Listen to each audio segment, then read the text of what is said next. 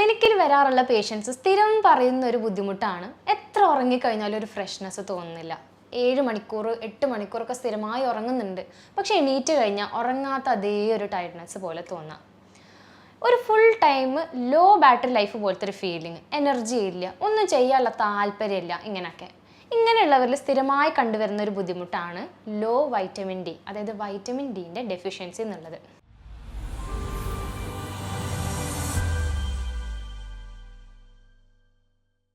ഞാൻ doctor Rehana Rasheed, doctor Basil Somya hospital, Pandikkad, Malappuram ജില്ല. നമ്മൾ കംപ്ലീറ്റ് ഇന്ത്യൻ്റെ പോപ്പുലേഷൻ എടുത്ത് നോക്കിക്കഴിഞ്ഞാൽ ഒരു 80%, അതായത് 80% ആൾക്കാർക്കുള്ളൊരു ബുദ്ധിമുട്ടാണ് വൈറ്റമിൻ ഡി ഡെഫിഷ്യൻസി. നോർമലി ഒരാൾക്ക് വേണ്ടത് 20 മുതൽ 50 വരെയുള്ള നാനോഗ്രാം പെർ മില്ലി ലിറ്റർ എന്ന കണക്കാണ്. ബ്ലഡിൽ വൈറ്റമിൻ ഡിൻ്റെ നോർമൽ റേഞ്ചാണ് ഇത്. എന്നാൽ ഇത് ചെറിയ കുട്ടികൾ, മുതിർന്നവർ എന്നില്ലാതെ എല്ലാവരിലും ഒരേപോലെ കണ്ടുവരുന്ന ഒരു ഇഷ്യൂ ആണ്. അപ്പോൾ ഈ വൈറ്റമിൻ ഡിൻ്റെ ഈ കുറഞ്ഞ കാറ്റഗറിപ്പെട്ടവരാണോ നിങ്ങളിതെങ്ങനെ തിരിച്ചറിയാൻ കഴിയുക? നമ്മുടെ ശരീരത്തിൽ വൈറ്റമിൻ ഡി കുറയുന്ന സമയത്ത് കാണിക്കുന്ന കുറച്ച് സൈൻസ് ഉണ്ട്. അത് നിങ്ങളിൽ ഉണ്ടോ എന്ന് ശ്രദ്ധിച്ചാൽ മാത്രം മതി. അതിൽ ശ്രദ്ധിക്കേണ്ട കുറച്ച് കാര്യങ്ങളാണ്: എത്ര ഉറങ്ങിയാലും വരുന്ന ക്ഷീണം, ലോ മൂഡ്, ഒരു ഡിപ്രസീവ് സ്റ്റേറ്റ്, ഒരു ലോ ബാറ്ററി ലൈഫ് പോലുള്ള സ്റ്റേറ്റ്, എന്ത് ചെയ്യാനും ഉന്മേഷക്കുറവ് തോന്നുക, എനർജി ഇല്ലായ്മ തോന്നുന്നത്, ശരീരത്തിൽ എന്തെന്നില്ലാത്ത കാരണം കൊണ്ട് ബോഡി പെയിൻ അല്ലെങ്കിൽ മസിൽ പെയിൻ വരുന്നത്, ഏതെങ്കിലും ഒരു ജോയിൻറ്റിലോ ഒരു മൊത്തത്തിലുള്ള കൈയിലോ കാലിലോ അല്ലെങ്കിൽ ശരീരമാസകളും തന്നെ കാരണങ്ങളൊന്നും തന്നെ ഇല്ലാതെ വേദനകൾ വരുന്നത്, മുടിയിലുള്ള പെട്ടെന്നുള്ള ചേഞ്ചസ്, എന്തെങ്കിലും ഷൈനിലുള്ള വ്യത്യാസങ്ങളാവാം, മുടി പൊട്ടലാവാം, ഹെയർ ഫോളുകളാവാം. അതേപോലെ തന്നെ എന്തെങ്കിലും മുറിവുകൾ പറ്റിയാൽ തന്നെ അത് മാറാൻ ഒരുപാട് താമസം എടുക്കുന്നു. സാധാരണയൊക്കെ കൂടുതൽ ദിവസത്തേക്ക് ഇതേ ചേഞ്ചസ് കാണുന്നുണ്ടെങ്കിൽ നിങ്ങൾ തീർച്ചയായിട്ടും ഒരു ഡോക്ടറെ കൺസൾട്ട് ചെയ്യുക. പനി, ജലദോഷം, ചുമ പോലുള്ള ചെറിയ ചെറിയ രോഗങ്ങൾ റിപ്പീറ്റഡ് ആയിട്ട് വരുന്നു, കാണിക്കുന്നുണ്ട്, ഡോക്ടറെ പരിശോധിക്കുന്നുണ്ട്, ട്രീറ്റ്മെൻറ്റ് എടുക്കുന്നുണ്ട്, എന്നിട്ടും ഇതേ ബുദ്ധിമുട്ടുകൾ ഇടയ്ക്കിടയ്ക്ക് വരുന്നുണ്ടെങ്കിൽ ഇതൊരു റീസണായി മാറാം. അതേപോലെ കുട്ടികളിലാണെങ്കിൽ പ്രത്യേകം എടുത്ത് കാണുന്ന ഒന്നാണ് മുഖത്തൊക്കെ കാണുന്ന ചെറിയ വൈറ്റ് പാച്ചസ്, ഒരു ലൈറ്റ് കളർ ഷെയ്ഡ് പോലെ ഇങ്ങനെ വട്ടത്തിലായിട്ട് കാണുന്നത്. ഇത് വൈറ്റമിൻ ഡി, കാൽഷ്യം പോലുള്ളവയുടെ ഡെഫിഷ്യൻസി കൊണ്ട് വരുന്നതാണ്. കുട്ടികൾ കളിക്കാനൊക്കെ പോയി കഴിഞ്ഞാൽ തിരിച്ചു വരുമ്പോൾ ഉമ്മ കൈ വേദനിക്കുന്നുണ്ട്, അല്ലെങ്കിൽ കാല് വേദനയുണ്ട്, ജോയിൻറ്റുകളിലുള്ള പെയിന്, ഇങ്ങനെയൊക്കെ പറയുന്നുണ്ടെങ്കിലും നിങ്ങൾ ശ്രദ്ധിക്കേണ്ടതായിട്ടുണ്ട്. നമ്മുടെ ബോഡീൻ്റെ ഹെൽത്തിന്, ഇമ്മ്യൂണിറ്റിക്ക്, വളർച്ചയ്ക്ക്, ഈ 3 കാര്യങ്ങൾക്കും ഒരേപോലെ ഇമ്പോർട്ടൻ്റ് ആയിട്ടുള്ള ഒരു ന്യൂട്രിയൻ്റാണ് വൈറ്റമിൻ ഡി. 2 തരത്തിലാണ് നമുക്ക് വൈറ്റമിൻ ഡി കിട്ടുന്നത്. ഒന്ന് നമ്മൾ കഴിക്കുന്ന ഭക്ഷണത്തിലൂടെ, അല്ലെങ്കിൽ സൂര്യപ്രകാശം അല്ലെങ്കിൽ സൺലൈറ്റിൻ്റെ എക്സ്പോഷറിൽ നമ്മുടെ ത്വക്കിനടിയിൽ, അതായത് സ്കിന്നിൻ്റെ അടിയിലുള്ള ഫാറ്റ് അല്ലെങ്കിൽ ലിപ്പിഡ്സിനുള്ള ചെറിയ കെമിക്കൽ ചേഞ്ച് മൂലം വരുന്ന ആക്റ്റീവ് വൈറ്റമിൻ ഡിയും അതിൻ്റെ ഫങ്ഷൻസും. ഇതിന് ഒരുപാട് പ്രവർത്തനങ്ങളുണ്ട്. പല്ലിൻ്റെ ബലം അല്ലെങ്കിൽ ബോണിൻ്റെ സ്ട്രെങ്ത്ത്, ഗ്രോത്ത് എന്നതിനൊക്കെ ഉപരിയായിട്ട് നമ്മുടെ ഇമ്പോർട്ടൻറ്റ് ലിവർ അല്ലെങ്കിൽ കിഡ്നി പരമായിട്ടുള്ള രോഗങ്ങൾ, മറ്റു ജനറൽ ഹെൽത്ത്, ഇമ്മ്യൂണിറ്റിക്കും ഇതിനൊരു വലിയ പങ്കുണ്ട്. ഫസ്റ്റും ഏറ്റവും ഇമ്പോർട്ടൻ്റ് ആയിട്ടുള്ളതാണ് കാൽഷ്യം അബ്സോർപ്ഷൻ. ഒരിക്കലും വൈറ്റമിൻ ഡി ഇല്ലെങ്കിൽ നമ്മുടെ ബോഡിക്ക് കാൽഷ്യം അബ്സോർബ് ചെയ്യാൻ കഴിയില്ല. കുട്ടികളുടെ വളർച്ചയ്ക്കായിട്ട് ഡോക്ടറെ ഞാൻ മുട്ട കൊടുക്കുന്നുണ്ട്, പാല് കൊടുക്കുന്നുണ്ട്, ചീരവർഗ്ഗങ്ങളെല്ലാം കൊടുക്കുന്നുണ്ട്, പക്ഷെ കുട്ടിക്ക് എന്നിട്ടും കാലുവേദന എന്നൊക്കെ പറയുന്നു, കാൽഷ്യം ഡെഫിഷ്യൻസി ഒക്കെ കണ്ടുവരുന്നു. ഇങ്ങനെയുള്ളവർ ചിലപ്പോൾ കാൽഷ്യം മാത്രമല്ല വൈറ്റമിൻ ഡി ഡെഫിഷ്യൻസിയാണ് ആക്ച്വൽ റൂട്ട് കോസ് ഉണ്ടാവുക. ഡയറ്റിൽ എപ്പോഴും വൈറ്റമിൻ ഡി ഉണ്ടെങ്കിൽ മാത്രമേ നമ്മൾ കഴിക്കുന്ന ഭക്ഷണത്തിലുള്ള കാൽഷ്യം അതിനെ അബ്സോർബ് ചെയ്യാൻ കഴിയുള്ളൂ. എന്നാൽ മാത്രമേ സെൽസിന് അത് ആക്റ്റീവ് ഫോമിലോട്ട് കൺവേർട്ട് ചെയ്യാനും അത് ബോഡിയിലുള്ള മറ്റ് ഫങ്ഷൻസിന് യൂസ് ചെയ്യാനും കഴിയുള്ളൂ. അതുപോലെ തന്നെ നമ്മുടെ ഇമ്മ്യൂണിറ്റി അല്ലെങ്കിൽ പ്രതിരോധ ശേഷി 2016, 17 അതിന് ശേഷമുള്ള ഒരുപാട് വർഷങ്ങളിലും നമ്മൾ പ്രതിരോധം അല്ലെങ്കിൽ ഇമ്മ്യൂണിറ്റിയിൽ വൈറ്റമിൻ ഡിക്ക് ഒരുപാട് പങ്കുണ്ടെന്നുള്ളത് ഒരുപാട് സ്റ്റഡീസും സയൻറ്റിഫിക് സർവേസും കാണിക്കുന്ന ഒന്നാണ്. ഒരുപാട് ക്യാൻസറുകൾ, പ്രത്യേകിച്ച് ലങ് ക്യാൻസർ പോലുള്ളത് ഈ വൈറ്റമിൻ ഡി കുറവുള്ള ആൾക്കാരിലാണ് കണ്ടുവരുന്നത് എന്നുള്ള പുതിയ പഠനങ്ങളുടെ റിസൾട്ടുകൾ വരെ അവൈലബിൾ ആണ് ഇപ്പോൾ.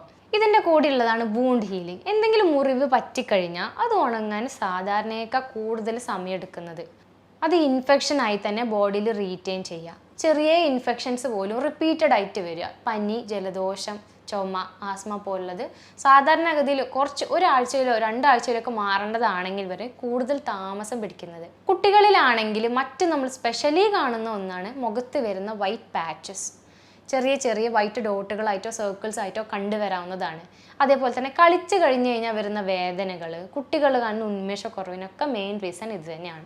ഇത് കഴിഞ്ഞാൽ നമ്മൾ പറയേണ്ടതാണ് ബോൺ സ്ട്രെങ്ത് അല്ലെങ്കിൽ ബോൺ ഗ്രോത്ത്. കാൽഷ്യം അബ്സോർപ്ഷൻ ഇതിനൊരു വലിയ പങ്കുള്ളത് കൊണ്ട് തന്നെ കാൽഷ്യം അബ്സോർപ്ഷൻ എന്തെങ്കിലും ഭംഗം വരാനും ഇതിൻ്റെ ഒരു ഡെഫിഷ്യൻസി മാത്രം മതി.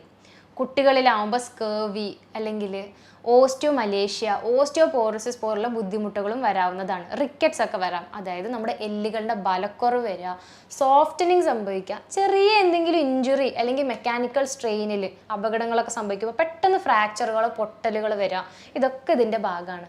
ഒരു ചെറിയ ഡെഫിഷ്യൻസി കൊണ്ടുവരുന്ന ബുദ്ധിമുട്ടുകളുടെ ഒരു റേഞ്ചാണിത്. ഇതിൻ്റെ കൂടെ തന്നെയുള്ള മറ്റു കാര്യങ്ങളാണ് നമ്മുടെ ബ്യൂട്ടി അല്ലെങ്കിൽ അപ്പിയറൻസിൽ ഉണ്ടാകുന്ന മാറ്റങ്ങൾ. നമ്മുടെ ടീത്ത്, അതായത് പല്ലിൻ്റെ ഹെൽത്തിന്, മുടിയുടെ തിളക്കം, ബലം, അതേപോലെ തന്നെ നമ്മുടെ ശരീരത്തിൽ ടോ നെയിൽസ്, നഖങ്ങൾ, കാൽ നഖങ്ങൾ, ഇതിൻ്റെ ഒക്കെ സ്ട്രെങ്ത്തിനും അതിൻ്റെ ലസ്റ്റർ അല്ലെങ്കിൽ ഷൈനിനൊക്കെ വൈറ്റമിൻ ഡിക്ക് ഒരു ചെറിയ പങ്ക് കൂടി ഉണ്ട്. അപ്പോൾ ഇതിൻ്റെ കുറവുണ്ടെങ്കിൽ അതെങ്ങനെ നമുക്ക് നികത്താൻ കഴിയുക, എങ്ങനെ ഇത് പരിഹരിക്കാൻ കഴിയുക? അപ്പോൾ നമുക്ക് 2 തരത്തിൽ ഇത് കറക്റ്റ് ചെയ്യാവുന്നതാണ്. ഒന്ന്, ശരിയായൊരു ഡോക്ടറിനെ ചെന്ന് കൺസൾട്ട് ചെയ്യുക. എത്രയാണ് വൈറ്റമിൻ ഡി എന്നുള്ളത് ബ്ലഡിൽ മനസ്സിലാക്കി അതിനനുസരിച്ച് സപ്ലിമെൻറ്റ്സോ ടാബ്ലറ്റുകളോ അല്ലെങ്കിൽ ഇത് സംബന്ധിച്ച് എന്തെങ്കിലും രോഗങ്ങളുണ്ടെങ്കിൽ അതിൻ്റെ ട്രീറ്റ്മെൻറ്റുകൾ അവൈലബിൾ ആക്കാം. അതല്ല എന്നുണ്ടെങ്കിൽ ഡയറ്റ്, നിങ്ങൾക്ക് ഭക്ഷണത്തിൽ തന്നെ ഒരുപാട് രീതിയിൽ ഇത് കൺട്രോൾ ചെയ്യാവുന്ന ഒന്നാണ്. എല്ലാ ഫുഡിലും ഉള്ളൊരു കാര്യമല്ല വൈറ്റമിൻ ഡി. അതുകൊണ്ട് തന്നെ സ്പെഷ്യലി അതിൻ്റെ കൺസേൺ എടുത്തുകൊണ്ട് ആ ഭക്ഷണങ്ങൾ ഡയറ്റിൽ ഉൾപ്പെടുത്തൽ വളരെ നിർബന്ധമാണ്. ഇപ്പോൾ വെജിറ്റേറിയൻസ് ആണെന്നുണ്ടെങ്കിൽ മഷ്റൂംസ്, നമ്മൾ കൂന് എന്നൊക്കെ പറയും, അത് നമുക്ക് ഒരുപാട് വൈറ്റമിൻ ഡി തരുന്ന ഒരു സോഴ്സാണ്. ഭക്ഷണത്തിൽ ഇടയ്ക്കിടയ്ക്ക് അത് യൂസ് ചെയ്യുക. അതല്ല, നോൺ വെജിറ്റേറിയൻസ് ആണെങ്കിൽ നിങ്ങൾക്ക് ചെയ്യാവുന്നതാണ് മീൻ, മത്തി അല്ലെങ്കിൽ കൊഴുപ്പുള്ള മീനുകൾ, കോഡ് ലിവർ ഓയിൽ ടാബ്ലറ്റുകൾ, ഇതിലൊക്കെ നല്ല എമൗണ്ടിലുള്ള വൈറ്റമിൻ ഡി ഉണ്ട്. ഇതെടുത്താലും നിങ്ങൾക്ക് ഡെഫിഷ്യൻസി ഒരു പരിധി വരെ ശരിയാവും. അപ്പോൾ ഡോക്ടർ, ഈ ബുദ്ധിമുട്ട് ഒരു 80% ആൾക്കാർക്ക് ഉള്ളതല്ലേ, അപ്പോൾ ഇതിന് ടെസ്റ്റ് ഒന്നും ചെയ്യാതെ തന്നെ നമ്മൾ ഈ സപ്ലിമെൻ്റ് എടുത്താൽ തീരാവുന്ന പ്രശ്നമല്ലേ ഉള്ളൂ? ഇങ്ങനെ ചോദിക്കുന്ന ആൾക്കാർക്കുള്ള ഉത്തരമാണ് vitamin toxicity. Vitamin D tablets, അതായത് സപ്ലിമെൻറ്റ്സ് അൺകൺട്രോൾഡ് ആയിട്ട് കൂടുതൽ അളവിൽ നമ്മൾ കഴിച്ചു കഴിഞ്ഞാൽ അതിൻ്റെ വരുന്ന ബുദ്ധിമുട്ടുകളെയാണ് നമ്മൾ വൈറ്റമിൻ ഡി ടോക്സിസിറ്റി എന്ന് പറയുന്നത്. ഇത് ഒരുപാട് സിംറ്റംസ് അല്ലെങ്കിൽ രോഗങ്ങൾക്ക് കാരണമാവാം. മെയിൻ ആയിട്ടുള്ളതാണ് ഓവർ കാൽഷ്യം ഡെപ്പോസിഷൻ. ഇത് 2 രീതിയിലാണ് കാണുന്നത്. ഹൈപ്പർ കാൽസീമിയ, അതായത് രക്തത്തിൽ കാൽഷ്യം കൂടി വരുന്ന കണ്ടീഷനും അതിൻ്റെ ഭാഗമായി തന്നെ കിഡ്നിയിൽ കാൽഷ്യം കൂടിയിട്ട് അതുമൂലം കിഡ്നി സ്റ്റോൺസും മറ്റ് ബുദ്ധിമുട്ടുകളും വരാം. ഇടയ്ക്കിടയ്ക്ക് യൂറിൻ പോകാനുള്ള ചാൻസസ് അല്ലെങ്കിൽ കിഡ്നി സംബന്ധമായ മറ്റു രോഗങ്ങൾക്കും ഇതൊരു കാരണമായേക്കാം. അതുപോലെ ഓവർ വൈറ്റമിൻ ഡി വരുമ്പോൾ നമുക്ക് മെൻ്റൽ കൺഫ്യൂഷൻ, ശ്രദ്ധക്കുറവ് വരുന്നത്, എന്തെങ്കിലും തരത്തിലുള്ള കോൺസെൻട്രേഷൻ ചേഞ്ചസും വരാവുന്നതാണ്. അതുകൊണ്ട് ഒരിക്കലും ഇത്തരത്തിലുള്ള മരുന്നുകളോ കാര്യങ്ങളോ പ്രിസ്ക്രിപ്ഷൻ ഇല്ലാതെയോ ഡോക്ടറെ കാണിക്കാതെയോ കഴിക്കാതിരിക്കുക. ഡയറ്ററി ചേഞ്ചസ് നിങ്ങൾക്ക് വരുത്താവുന്നതാണ്. വൈറ്റമിൻ ഡി അടങ്ങിയിട്ടുള്ള ഫുഡുകൾ കൂടുതൽ കഴിക്കുക. കുട്ടികളിലാവട്ടെ ഇത്തരത്തിൽ എന്തെങ്കിലും ബുദ്ധിമുട്ട് കാണുന്നുണ്ടെങ്കിൽ ഈ ഭക്ഷണങ്ങൾ കൂടുതൽ ആദ്യം കൊടുത്തു നോക്കാം. എന്നിട്ടും വരുന്നില്ല, ചേഞ്ചസ് കാണുന്നില്ലെങ്കിൽ മാത്രം ഒരു ഡോക്ടറെ കൺസൾട്ട് ചെയ്ത് ശരിയായ രീതിയിൽ ട്രീറ്റ്മെൻറ്റ് ഉറപ്പുവരുത്താം. അപ്പോൾ ഇത്തരത്തിൽ ബുദ്ധിമുട്ടുള്ള ആൾക്കാർക്ക് ചെയ്യാവുന്നതാണ്. എന്തെങ്കിലും ഞാൻ പറഞ്ഞ സൈൻസ് കാണുക, സ്കിന്നിൽ ചേഞ്ചസോ മറ്റു ബോഡി വേദനകളും കാര്യങ്ങളൊക്കെ കാണുകയാണെങ്കിൽ അടുത്തുള്ള ഒരു ഡോക്ടറെ കൺസൾട്ട് ചെയ്യുക. ഹോമിയോപ്പതിയിൽ ഇതിൽ വളരെ നല്ല ട്രീറ്റ്മെൻറ്റുകൾ അവൈലബിൾ ആണ്. സ്കിൻ ചേഞ്ചസോ മറ്റു ബോഡി ചേഞ്ചസോ വരുമ്പോൾ ആ ബുദ്ധിമുട്ടിനുള്ള ട്രീറ്റ്മെൻറ്റും ഇതിൻ്റെ കൂടെ തന്നെ ഉറപ്പ് വരുത്തേണ്ടതാണ്. അപ്പോൾ ഇതേപോലെ മറ്റ് ഹെൽത്ത് കണ്ടൻറ്റുമായിട്ട് നമുക്ക് പിന്നീട് കണ്ടുമുട്ടാം. താങ്ക്